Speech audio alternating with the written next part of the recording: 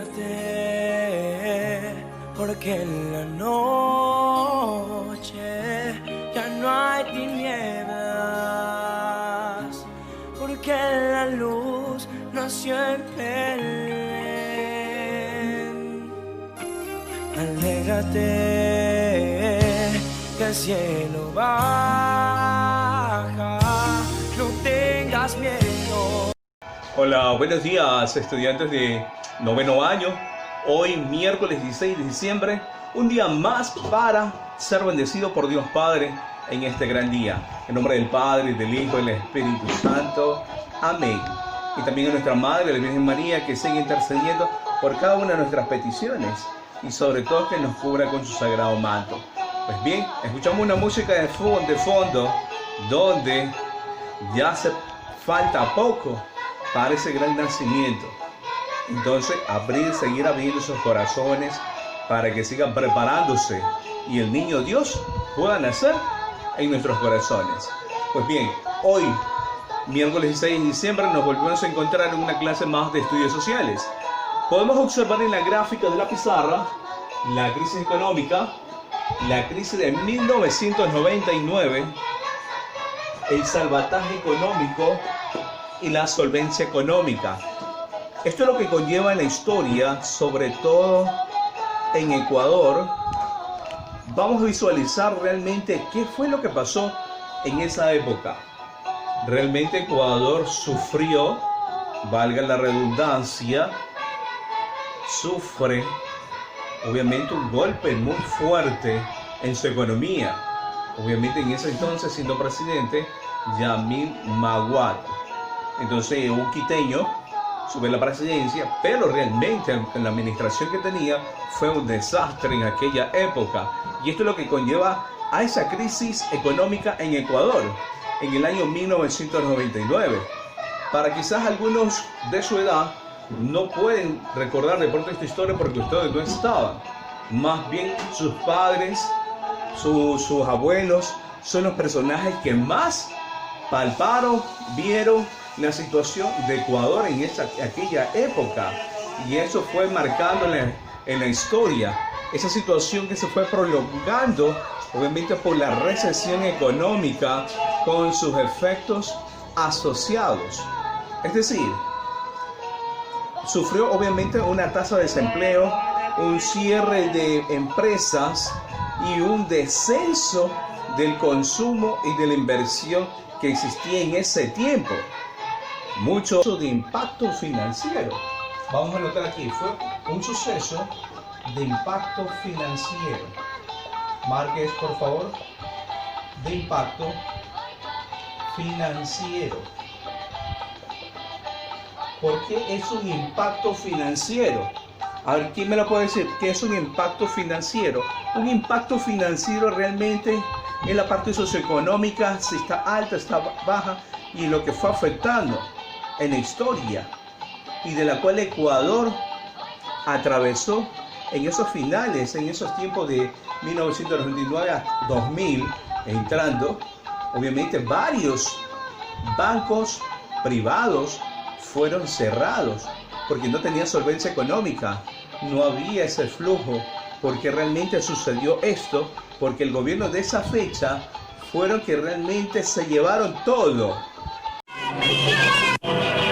Era el 13 de julio de 1998. Le quiero decir que mis encuestas siguen dándome 3% más. Álvaro Noboa aún no aceptaba su primera derrota a la presidencia de la República del Ecuador, mientras Maguad ya se hacía presidente.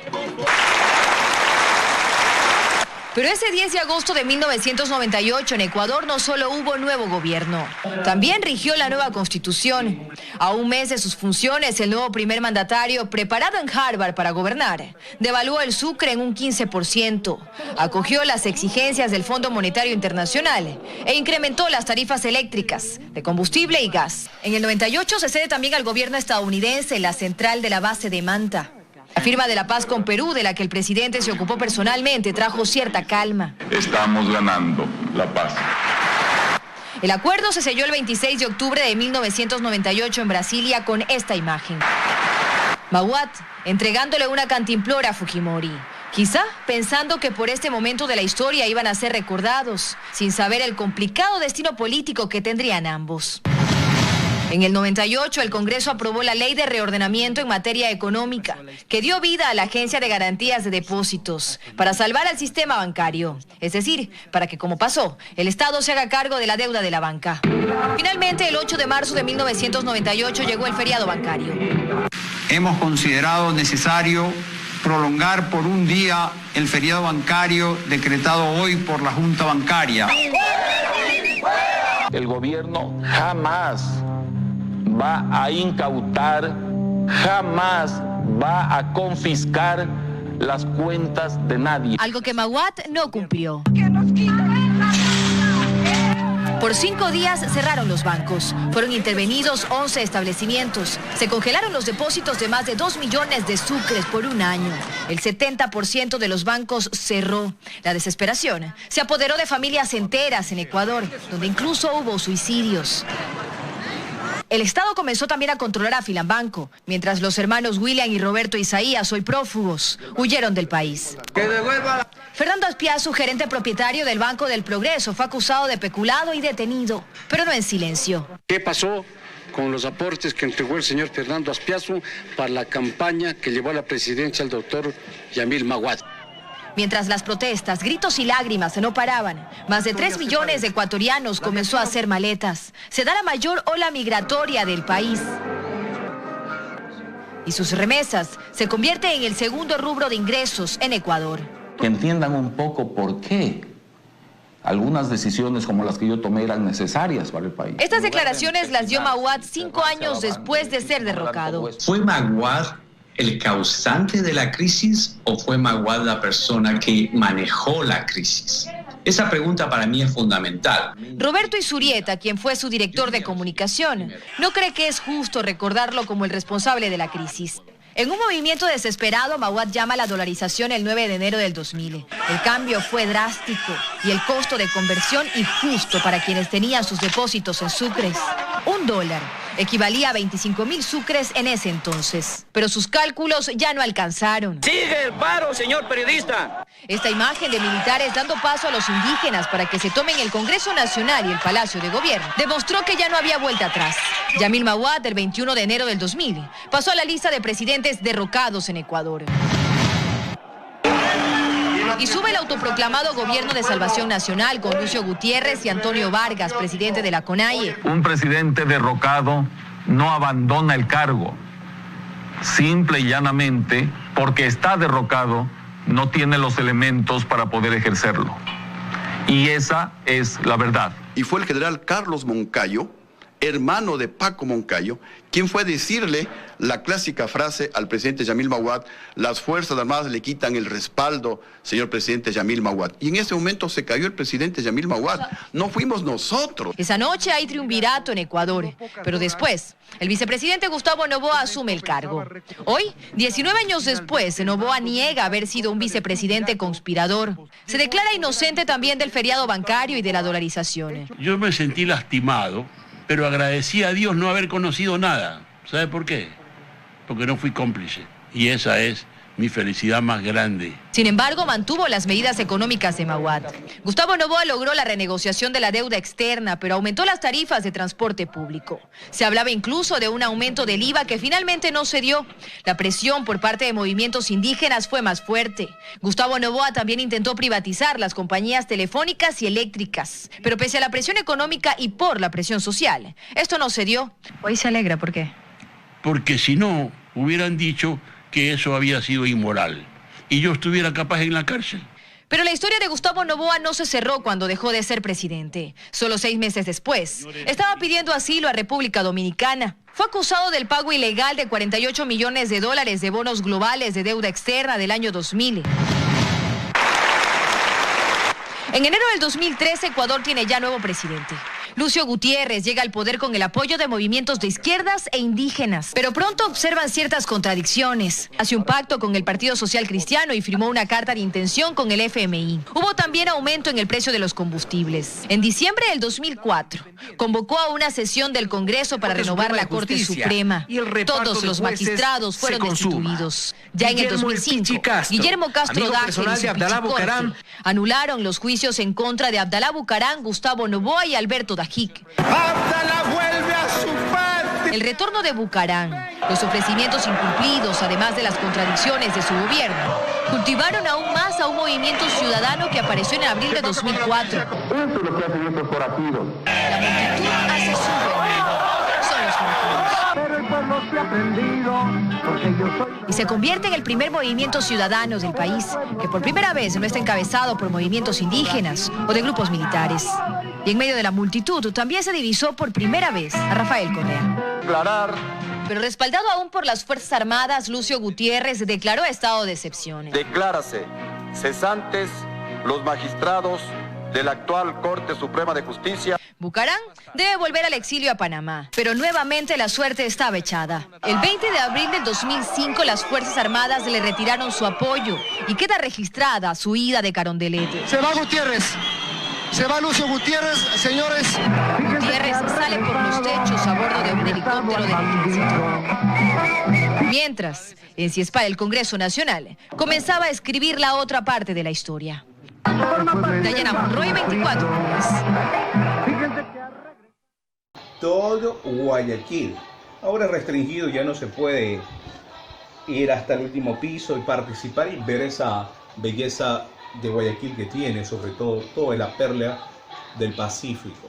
Pues bien, a partir de esto entonces surge algo muy importante, de que esto de rescate, de salvar sobre todo a la economía de Ecuador, más bien fue un juego, porque realmente esto todos se jugó en ese sentido de los depósitos de los clientes, desapareció sobre todo. Entran en juego los depósitos de los clientes. Ese sería un punto importante. Los depósitos de los clientes. Entonces, ¿qué pasó con todos esos depósitos? Aquí había incluso hasta el dinero de los jubilados de aquella época. Las personas con su esfuerzo iban ahorrando en estos bancos que desaparecieron. Produbanco es uno que realmente sí, perdón, Produbanco no es. La Previsora uno, hay otro, el Progreso, que ahora lo utiliza el edificio, algo del Estado, el gobierno, lo utiliza este edificio. Y de ahí muchos bancos realmente desaparecieron, porque realmente los dueños se llevaron todos los depósitos que existían en ese entonces. No hubo ese respeto hacia los clientes. Por eso muchas personas murieron, incluso de la tercera edad, que se jubilaron y fueron a depositar todo su esfuerzo de años y perdieron realmente. Y esto lo conlleva realmente a no era tan seguro. No era tan seguro esos ingresos. No iban a completar ni a salvar las bancas privadas. Era imposible. Por eso surge ahora la parte de la deuda externa para solventar. Te voy a decir, pero esa deuda externa la venimos arrastrando hace tiempo. Sí, es verdad, la venimos arrastrando hace tiempo, ya que varios gobiernos siempre recurren a la inversión extranjera para que realmente se vean y se generen obras en nuestro país. Y realmente algunos me van a decir, pero profesor, si realmente lo que se generó obras fue en el gobierno anterior. Sí, es verdad, porque sí supo o manejó correctamente los recursos que ingresaron para eso poder dar mejores soluciones, mejores obras, mejor empleo. Hubo esa canalización. Por eso fue uno de los países más vistos en Latinoamérica y en Europa, sobre todo, por el desenvolvimiento que tenía ese presidente. Pero en el actual que tenemos realmente cero obras, no hubo nada. absolutamente nada, porque el disparate de aquí para allá, quién era culpable, en fin, los dos son culpables, realmente por el que hizo esto, por generar, mientras el otro esperó que se devuelva todo, pero si no hubo nada. Y esto es lo que genera en un país que realmente una suma de deudas, seguir sumando, y ese seguir sumando, Ecuador se sigue endeudando, y como precio principal, como contraparte, listo, presto esto, pero ¿qué me dan a cambio? ¿Y sabe quién es el que genera ese dinero? Estados Unidos. Por eso estamos todavía inmersos en las manos de Estados Unidos. Por eso como pago sería siempre, tener siempre como poder las Islas Galápagos. Y esa es la que siempre Estados Unidos ha querido. Mientras que China también quiere las Islas Galápagos. Esa es la realidad de todo este contexto, de lo que nos lleva sobre todo a la deuda pública y a una deuda privada. Por eso van generando todos estos puntos. Una deuda pública y una deuda privada. Y eso es lo que realmente a veces no somos conscientes de lo que sucede en nuestro propio país por poderes políticos que administran nuestro país. Pues bien, hemos finalizado nuestra clase de estudios sociales y nos vemos hasta una próxima. Bendiciones para todos.